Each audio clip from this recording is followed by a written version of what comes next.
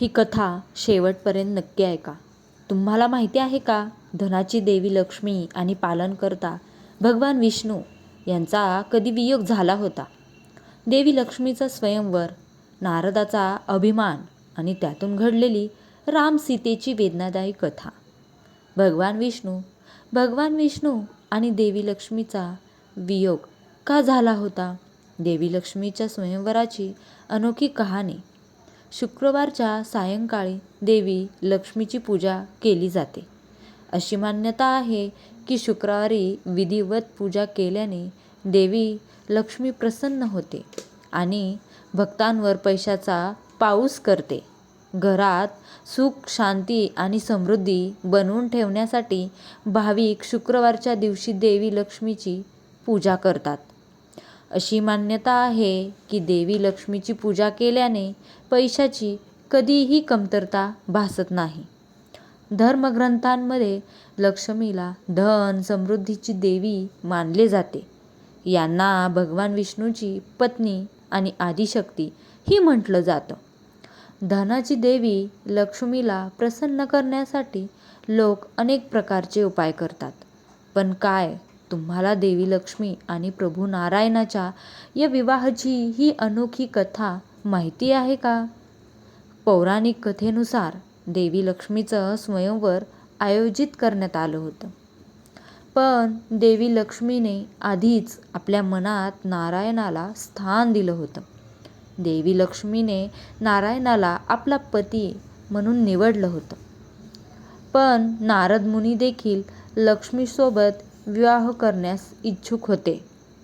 तेव्हा नारदाने विचार केला की त्यांना हरीच्या रूपात पाहून देवी लक्ष्मी त्यांचं वरण करतील. तेव्हा नारद हे भगवान विष्णूकडे गेले आणि त्यांनी हरीप्रमाणे सुंदर रूप मागितलं.